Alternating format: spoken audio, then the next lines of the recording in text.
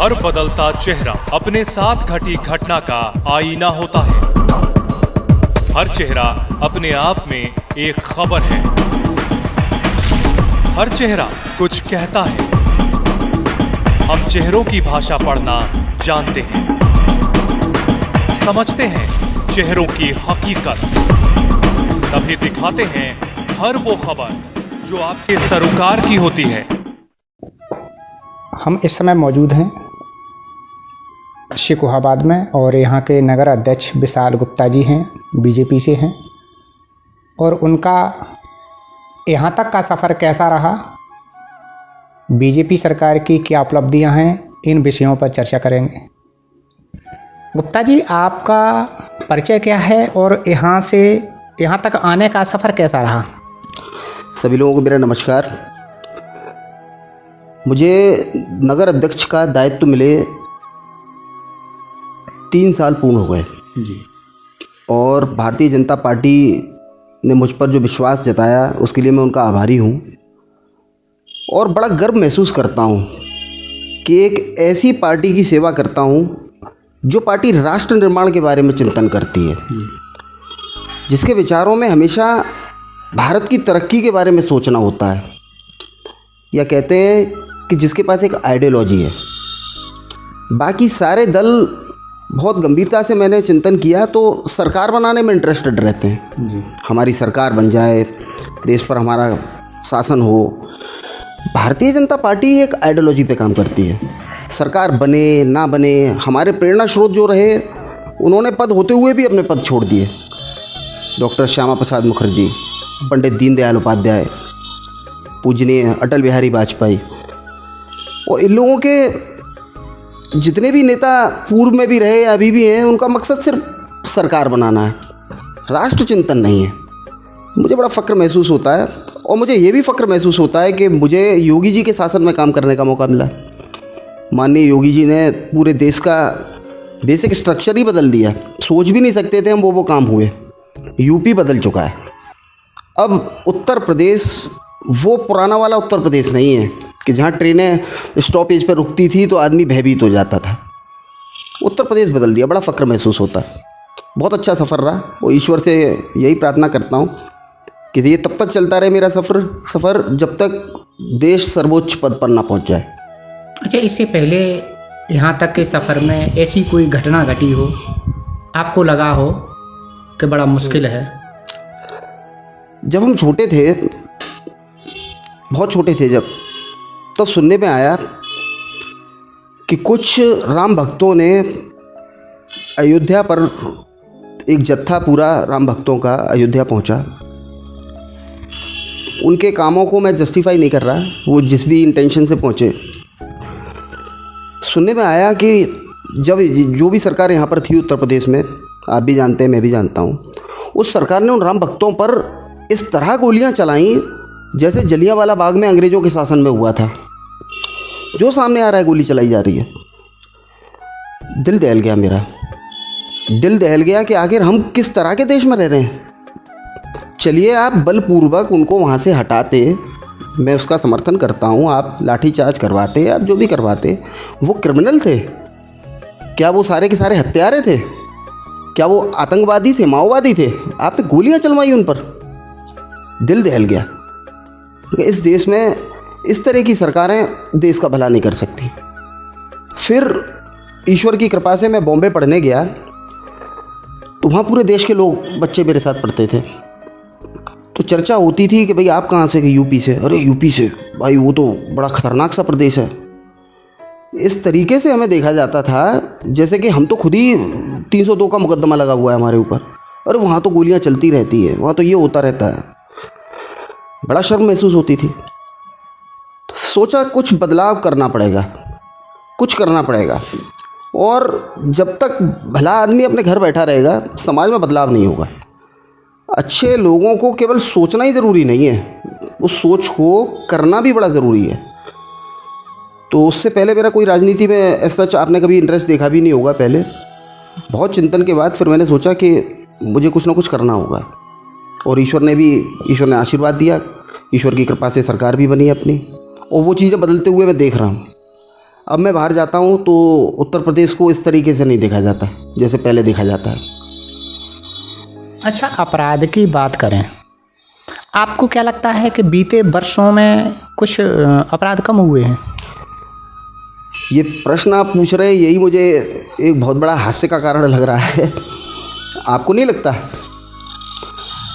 अभी 4 साल पहले, 5 साल पहले, जब तथाकथित समाजवादी सरकार थी, उसका नाम समाजवादी है पर एक्चुअली वो समाजवादी है नहीं, आपने देखा हो यहाँ फायरिंग हो गई, वहाँ मर्डर हो गया, और फायरिंग और मर्डर को आप शायद नहीं रोक सकेंगे, लेकिन कार्रवाई क्या हुई उसके बाद, इम्पॉर्टेंट ये है।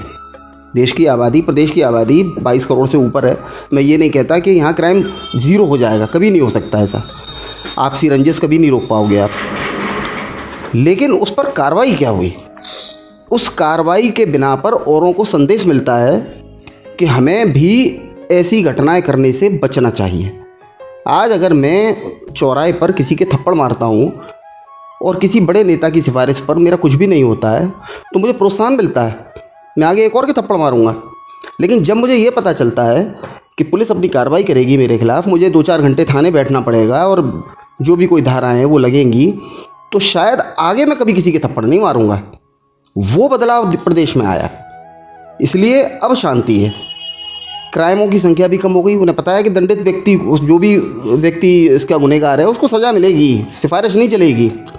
समाजवादी सरकार में एक नेता के टेलीफोन पे, और टेलीफोन भी बड़े अजीबोगरीब तरह के होते थे कि जैसे लेके आया वैसे ही छोड़ के आ, तो पुलिस की जीप घर पे और छोड़ने जाती थी। तो सोचिए उनके मनोबल कितने बड़े हुए थे। तो क्राइम नहीं था वो उनके लिए, वो उनके लिए अपनी सरकार को एंजॉय करना था कि हमारी सरकार है तो इतना भी नहीं होगा। ये उनकी सोच थी जो भारतीय जनता पार्टी ने बदली है। इसीलिए भारतीय जनता पार्टी के कई कार्यकर्ता, आपने भी देखा हो, थोड़े से असंतुष्ट भी हो जाते हैं, हमारी चलती नहीं है। अब हर कार्यकर्ता की भारतीय जनता पार्टी में अगर चलने लगे, या मेरे जैसे छोटे कार्यकर्ता की भी अगर थाने लेवल पे या एसपी लेवल पे चलने लगे, तो इस बात की बहुत अच्छी संभावना है कि आगे जाके हम भी उसी पद्धति पे आ जाएंगे, हम भी फिर उसी तरीके की सरकार चलाने लगेंगे। आज मैं थोड़ा सा अधिकार का इस्तेमाल करूंगा, कल मैं और ज़्यादा करूंगा। तो भारतीय जनता पार्टी ये चिंतन करती है कि ये सरकार उनके कार्यकर्ताओं की नहीं है, ये सरकार प्रदेश के पूरे 22 करोड़ लोगों की है। इसमें जितनी सुनवाई एक नगर अध्यक्ष की होनी चाहिए, उतनी ही सुनवाई एक साधारण से ठेले पर चाट बेचने वाले व्यक्ति की भी होनी चाहिए। इसीलिए इस विचारधारा के साथ हम काम करते हैं और बदलाव आप देख रहे हैं। आम जनता सम्मान के साथ जीवन जीना शुरू कर दिया है, किसी का कोई दबाव नहीं है, कोई रंगबाजी नहीं है, कोई रंगदारी नहीं है, किसी नेता की उन्हें ज़रूरत नहीं है अपने सम्मान को बचाए रखने के लिए, तो यही हमारी उपलब्धि है। अच्छा, देखने में आता है कि जब जब चुनाव आता है तो उस समय सपा के सांसद, विधायक, कांग्रेस के, बसपा के, अन्य दलों में काम करने वाले चुनाव के दौरान बीजेपी में आ जाते हैं, जबकि बीजेपी ये कहती है कि ये अपराधी है, माफिया है। क्या बीजेपी गंगा मैया है जो कि बीजेपी की सदस्यता लेते ही एकदम पाक साफ हो जाता है सांसद या एमएलए अपराधी? बहुत अच्छा प्रश्न है आपका। जब डॉक्टर साहब ने संघ की स्थापना की तो उन्होंने एक सपना देखा, थोड़ा सा इतिहास में जा रहा हूँ, तो उन्होंने एक सपना देखा कि एक दिन ऐसा आए जब हर घर में संघ घुस जाए, हर घर संघमय हो जाए, तो शायद हमें आगे काम करने की आवश्यकता ही ना हो। जब हर घर में संघ होगा तो हमें काम करने की आवश्यकता ही नहीं होगी। अब भारतीय जनता पार्टी भी उसका ही एक अनुसांगिक संगठन है, तो अगर हर व्यक्ति भारतीय जनता पार्टी विचारधारा का हो जाए तो आपको लगता है कि इस देश के बारे में चिंतन करने की आवश्यकता पड़ेगी? फिर तो हर व्यक्ति ही उस विचारधारा के लिए काम करना शुरू हो जाएगा जिस विचारधारा को हमारे पूजनीय अटल जी ने, पूजनीय पंडित दीनदयाल उपाध्याय जी ने या श्यामा प्रसाद मुखर्जी जी ने चलाया था। वो तो अपने आप समाज में विलीन हो जाएगी, वो विचारधारा हर एक के अंदर समा जाएगी।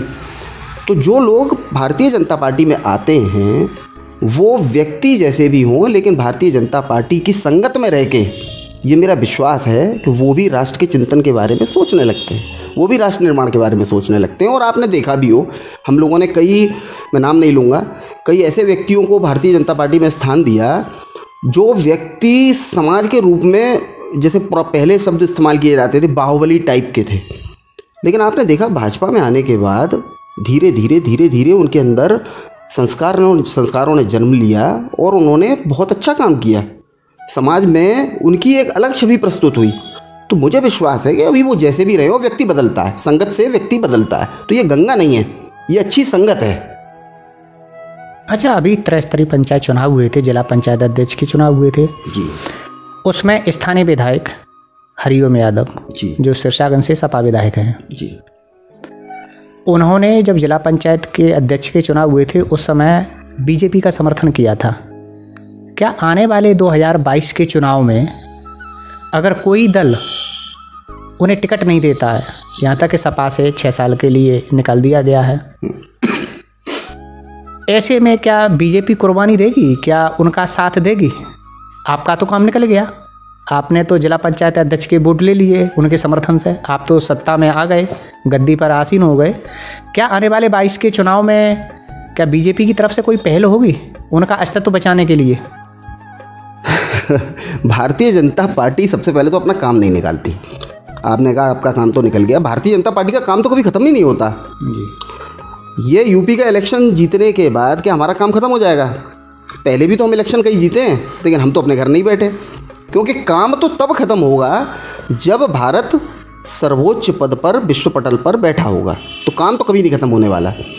बची बात माननीय विधायक जी हरिओम यादव की, तो विधायक जी ने बहुत चिंतन किया होगा और विधायक जी के भी कहीं ना कहीं अंदर समझ में आया होगा कि अगर इस ज़िले का भला करना है, अगर इस ज़िले की तरक्की करनी है, सारा पैसा अगर लोक कल्याण में लगाना है, तो मुझे भारतीय जनता पार्टी के प्रत्याशी को ही वोट देना चाहिए।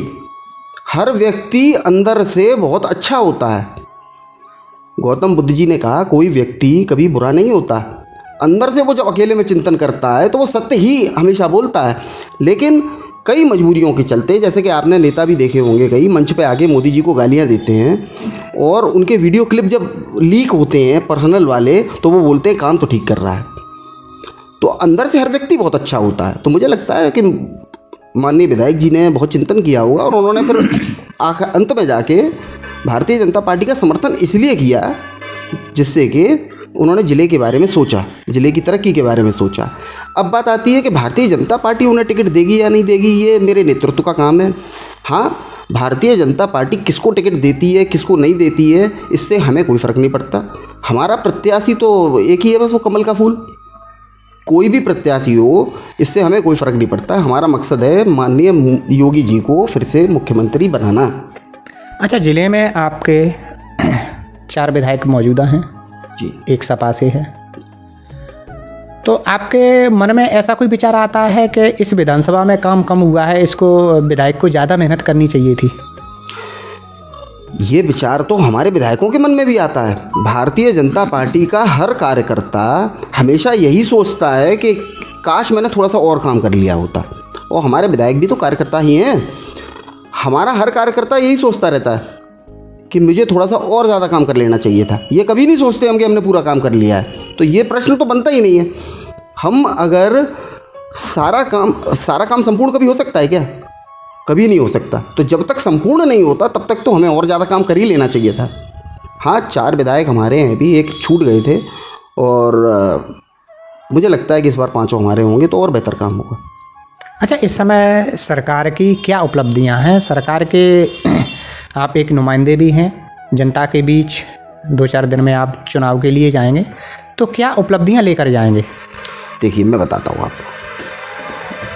आपने देखा पिछले 2 साल से पूरा विश्व कोरोना के बहुत गहरे संकट से गुजरा है। कोरोना ने जाने कितने अपनों को खो दिया, जाने कितने लोग बीमार हुए, कितने लोग चले भी गए। आर्थिक संकट आए देशों पे, कई देशों की स्थितियां तो बहुत ख़राब हो गई है।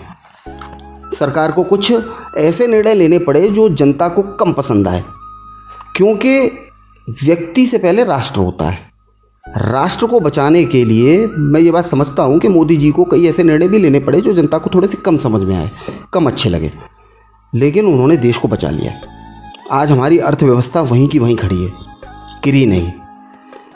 उस सब के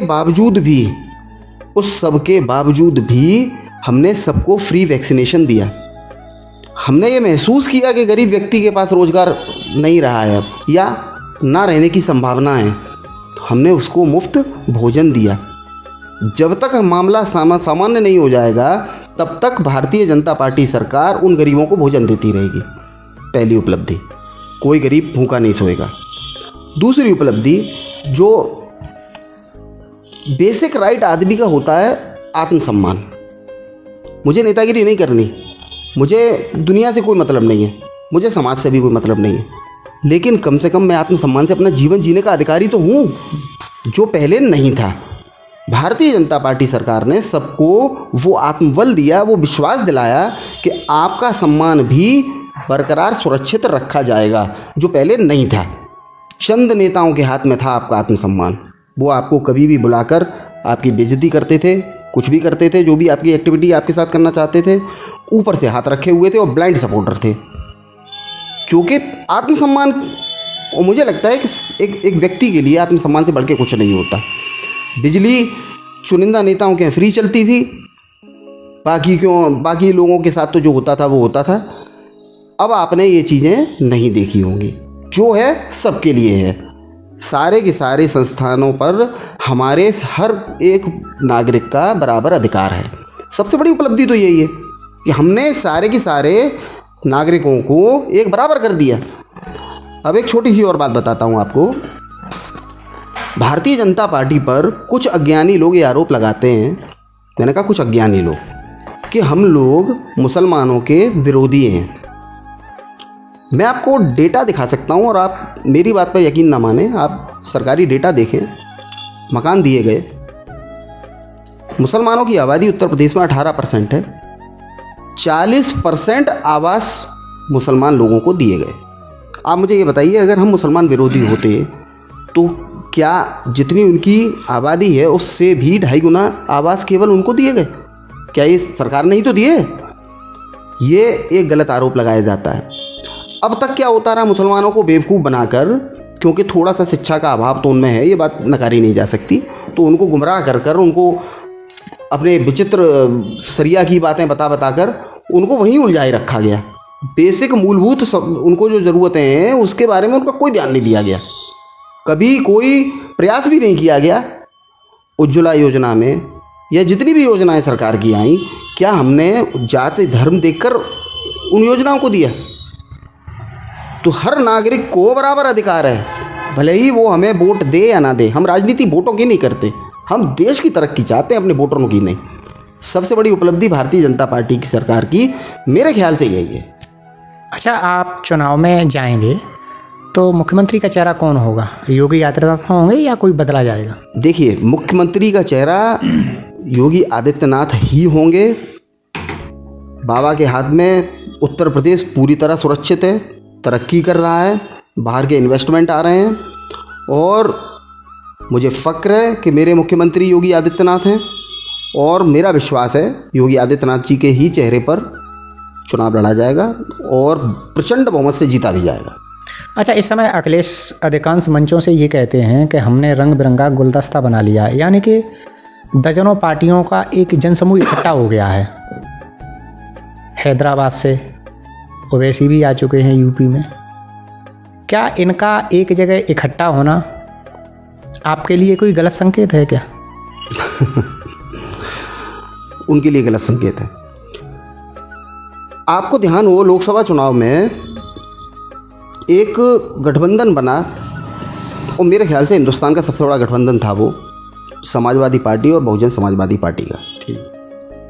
जिस स्टेट में, जिस प्रदेश में केवल 3 ही प्रमुख पार्टियां हों, और उन 3 में से 2 पार्टियां जिनकी पूर्व में सरकार रही हो, वो दोनों इकट्ठी हो जाएं, तो उससे बड़ा गठबंधन मुझे नहीं लगता कोई हो सकता है ना। और उसका क्या रिजल्ट निकला था मुझे दोहराने की कोई आवश्यकता नहीं है। 65 सीटें फिर भी भारतीय जनता पार्टी की आई थी, 15 में इन दोनों ने आपस में बंटवारा कर लिया था। तो कर रहने दीजिए, गठबंधन पार्टियों के होते हैं साहब, जनता के नहीं होते हैं। अच्छा, इस समय प्रदेश में और भी चुनाव हुए हैं, उस समय सभी दल अलग अलग लड़ते थे, तो सोचते थे लोग कि ये जनता का भला करेंगे। तो इस समय गठबंधन हो रहा है, तो ये जनता के विकास के लिए हो रहा है या मोदी और योगी को हराने के लिए हो रहा है? ये लक्ष्य क्या है? जो उन राजनीतिक पार्टियों का स्वयं का विकास रुका हुआ है, उस विकास को फिर से चलाने के लिए हो रहा है। राष्ट्र चिंतन नाम की कोई चीज़ नहीं है वहाँ। अपनी अपनी अस्मिता, अपनी अपनी आइडेंटिटी बचाने की लड़ाई है ये, कि अगर भारतीय जनता पार्टी लगातार 2-3 बार शासन में आ गई तो इनका तो नाम लेने वाला कोई नहीं होगा। तो अपना अस्तित्व बचाने के लिए ये गठबंधन हो रहे हैं, कोई राष्ट्र चिंतन वाली कोई बात नहीं है। वरना एक बात बताइए, कल तक हम और आप दोनों दुश्मन थे और आज एकदम से मित्र हो गए। अच्छा, मैं आपका मित्र हो सकता हूँ, लेकिन जो विचारधारा हमारी पार्टियों की थी वो अलग अलग थी, भिन्न भिन्न थी, वो कैसे एक हो गई? मेरी समझ में नहीं आता है कि कैसे गठबंधन हो जाते हैं, और जनता इसीलिए नकार देती है इन लोगों को। भाई विचारधारा कैसे एक हो जाएगी? बहुजन समाजवादी पार्टी की एक अलग तरह की विचारधारा है, समाजवादी पार्टी की एक अलग तरह की विचारधारा है। वो विचारधाराएं कैसे एक हो जाएंगी? व्यक्ति तो एक हो सकते हैं कि चलिए मुलायम सिंह जी, अखिलेश यादव जी और मायावती जी आपस में मित्रता कर सकते हैं, मैं मानता हूँ। विचारधारा डिफरेंट है, वो कैसे मिल गई? केवल अपने अस्तित्व को बचाने का प्रयास है, और जनता ये बात बहुत अच्छी तरह समझ चुकी है। लोकसभा चुनाव में जवाब दिया था, इस बार और ढंग से जवाब दे देगी, इन्हें पता चल जाएगा। अच्छा, बीजेपी पर एक आरोप और लगता है कि अगर इसमें बीजेपी में जाना है तो यहाँ की तानाशाही बर्दाश्त करनी पड़ेगी। योगी जी और मोदी जी जो भी फैसले लेते हैं वो नीचे स्तर तक जाते हैं, यानी कि एक तानाशाही जैसा रवैया है। आपको क्या लगता है, ये आरोप ठीक है? तो फैसले ऊपर से नहीं तो क्या नीचे से जाने चाहिए? कानून मुझे बनाना चाहिए और वो योगी जी को मान लेना चाहिए? भाई जो प्रक्रिया है वही तो चलेगी। मुख्यमंत्री और प्रधानमंत्री ही तो राष्ट्र की नीतियां तय करेंगे या एक सभासद तय करेगा? भाई जो प्रक्रिया है, पूर्व में भी आप कोई भी प्रधानमंत्री देख लीजिए, फैसले लेने का अधिकार तो प्रधानमंत्रियों को ही होता है। अब उसको तानाशाही, ये सब तानाशाही होती तो किसान बिल वापस ही नहीं लेते। आप उनकी उदारता देखिए, उन्होंने माफ़ी भी मांगी पूरे देश से। उन्होंने तो ये कहा, लोगों का ये कहना है कि उन्होंने चुनाव को देखते हुए लिए। ये जवाब मैंने पहले भी आपको दिया था। चुनाव हमेशा होते रहते हैं भारत में, 30 से ऊपर राज्य हैं। चुनाव हर 2-3 महीने में, 4 महीने में कोई ना कोई होते रहते हैं। तो हर फैसले को आप इस तरीके से जोड़ोगे तो वो ठीक नहीं है। अगर चुनाव की बात थी तो राम मंदिर का फैसला अभी आता, 15 दिन पहले आता। अगर चुनाव की बात थी तो धारा 370 अभी ख़त्म होती। हम इस तरीके की राजनीति करते ही नहीं हैं। हम तो देश के तरक्की चाहते हैं, देश का भला चाहते हैं। अब वो बात अलग है कि भाई अभी चुनाव आ रहे हैं यूपी के बाद किसी और के भी होंगे, उसके बाद किसी और के भी होंगे, चुनाव तो लगे रहेंगे। अच्छा, बेरोजगारी दूर करने के लिए जनपद में ऐसे कोई कदम उठाए गए हों कुछ? सरकार, मैंने आपको बताया, कोविड में, अभी जो कोरोना काल में बहुत बड़ा आर्थिक संकट था, सरकारों पर भी, व्यक्तियों पर भी, संस्थानों पर भी, सब जगह। इसलिए थोड़े से रोज़गारों में मैं ये बात मानता हूँ कि थोड़ी सी बेरोज़गारी बढ़ी, प्राइवेट सेक्टर में भी बढ़ी। प्राइवेट सेक्टरों में भी कईयों की नौकरियाँ गई। धीरे धीरे मामला सामान्य हो रहा है। आप सरकार बनने दीजिए। मोदी जी ने भी पहली सरकार में कम बिल लाए थे, वो दूसरी सरकार में आप गौर करें तो बहुत बिल लाए हैं। समझने में भी समय लगता है। जंगल राज को ख़त्म करना था, चारों तरफ खरपतवार की तरह गुंडे उपजे हुए थे, उनको ख़त्म करना था। बहुत बड़ी उपलब्धि है। अब सरकार रोज़गार पर भी ध्यान देगी और बाकी चीज़ों पर भी ध्यान देगी। थोड़ा दिया भी, ऐसा नहीं है कि रोज़गार बिल्कुल ही समाप्त किया है, दिया भी है। स्वरोजगार पे हमने बहुत अच्छा काम किया है। केंद्र सरकार के द्वारा सभी रेहड़ी पटरी वालों को पैसा दिलवाया गया सरकार के द्वारा। रोज़गार का मतलब केवल नौकरी नहीं हो सकता। रोज़गार का मतलब है कि आपको स्वयं में इतना शक्तिशाली बना देना कि आप अपने घर का पालन कर सकें। उसके लिए स्वरोजगार भी एक उपाय है, उस पर सरकार बहुत अच्छे से काम कर रही है। अब आप केवल नौकरियों की बात करेंगे तो आबादी देश की बहुत ज़्यादा है, सबको सरकारी नौकरियां मिलना मुझे नहीं लगता कि संभव है। अच्छा, अधिकांश मंचों से आवाज़ आती है कि लखीमपुर खीरी की घटना को लेकर कि उनका मंत्री जी का इस्तीफा होना चाहिए। क्या ये संभव है? देखिए, एक बहुत पुरानी कहानी याद आती है मुझे। एक राक्षस हुआ करता था हिरण्यकश्यप, जिसका वध स्वयं श्री हरि विष्णु जी ने किया था। तो ये बताइए उसके पुत्र का वध क्यों नहीं किया था? पिता अगर दैत्य है तो पुत्र देवता हो सकता है, या पिता अगर देव है तो पुत्र भी दैत्य हो सकता है। ये दोनों एक दूसरे के जैसे ही होंगे ये ज़रूरी नहीं है, पूर्णतः सत्य नहीं है। हो सकता है उनके लड़के ने कुछ भी गलती की हो, जो भी उससे हुआ हो। मैं ये नहीं कहता कि उनका लड़का पूरा ठीक था, मुझे पूरा उस केस का ज्ञान भी नहीं है, लेकिन क्योंकि लड़के से गलती हुई है तो मंत्री जी को इस्तीफा दे देना चाहिए। ये कौन सी बात रही भाई? भाई मैं अगर मर्डर करके आऊँगा तो क्या मेरे पिता को गिरफ्तार करेंगे? गुनहगार तो मैं हूँ। अपना कोर्ट भी ये कहता है गुनाह व्यक्ति से होता है, परिवार से नहीं होता। तो ये बेकार की बात है कि मंत्री जी को इस्तीफा दे देना चाहिए। अगर मंत्री जी का कोई गुनाह सामने आएगा तो मंत्री जी भी इस्तीफा दे देंगे। अपने लड़के की वजह से इस्तीफा क्यों दे दें भाई? अच्छा, सरकार में अखिलेश यादव जी ये कहते हैं कि आने वाले चुनाव में 400 सीटें हमारी आएंगी। आप भी चुनाव मैदान में आने वाले हैं, आप कितने आश्वस्त हैं 2022 के चुनाव को लेकर? हम 300 प्लस जाएंगे, हम 300 प्लस जाएंगे, लिख के रख लीजिए आप। अब 400 आना पता नहीं वो अच्छे मूड में होंगे। 4-3 किसके लिए छोड़ दी? मैं तो ये आश्चर्य है, वो 3 भी ले ही लेते, या हो सकता है उन्होंने 3 किसी निर्दलीय के लिए छोड़ दी हो जो बाद में उन्हें समर्थन दे दे। तो ऐसी इतनी भी ज़्यादा उत्साहित होना ठीक नहीं है, लेकिन हम 300 प्लस आएंगे, ये मुझे पूरा। अच्छा, आने वाले चुनाव में अखिलेश यादव और शिवपाल चचा भतीजे क्या एक मंच पे दिखाई दे सकते हैं क्या? एक होना होता तो टूटते ही क्यों? आप दोनों महत्वाकांक्षी हैं, दोनों के लिए राजनीति एक खेल है, राष्ट्र निर्माण की सोच नहीं है, प्रदेश के निर्माण की सोच नहीं है, वरना अलग ही क्यों होते। अगर मैं ये सोचता हूँ कि भाई उत्तर प्रदेश का भला होना चाहिए और आप भी यही सोचते हैं उत्तर प्रदेश का भला होना चाहिए, और बाद में मैं आपसे कहता हूँ कि चलिए अब मिलके चुनाव लड़ लें, तो हम अलग ही क्यों हुए थे? जब विचारधारा एक ही थी तो अलग क्यों हुए? यानी कि महत्वाकांक्षा कहीं बीच में आ गई। तो दो महत्वाकांक्षी व्यक्ति कभी मित्र नहीं हो सकते, ये याद रखना आप, क्योंकि दोनों की महत्वाकांक्षाएँ एक दूसरे का मित्र नहीं बनने देंगी उन्हें। ये आप लिख के रख लो, कभी एक नहीं होंगे। दोनों महत्वाकांक्षी हैं, अति महत्वाकांक्षी हैं, उन्हें सरकार बनानी है, और सरकार बनाने के लिए तो एक ही व्यक्ति तो मुख्यमंत्री बनेगा। तो ये थे बीजेपी से नगर अध्यक्ष विशाल गुप्ता जी। हम एक नई शख्सियत से फिर मुलाकात करेंगे। नमस्कार। सब्सक्राइब कीजिए न्यूज़ इन इंडिया को और बेल आइकन को दबाइए न्यूज़ से जुड़े लेटेस्ट वीडियोज सबसे पहले देखने के लिए। कमेंट तो कर सकते हो ना प्लीज़। सिर्फ कमेंट से काम नहीं चलेगा, शेयर और सब्सक्राइब करना भी ना भूलें।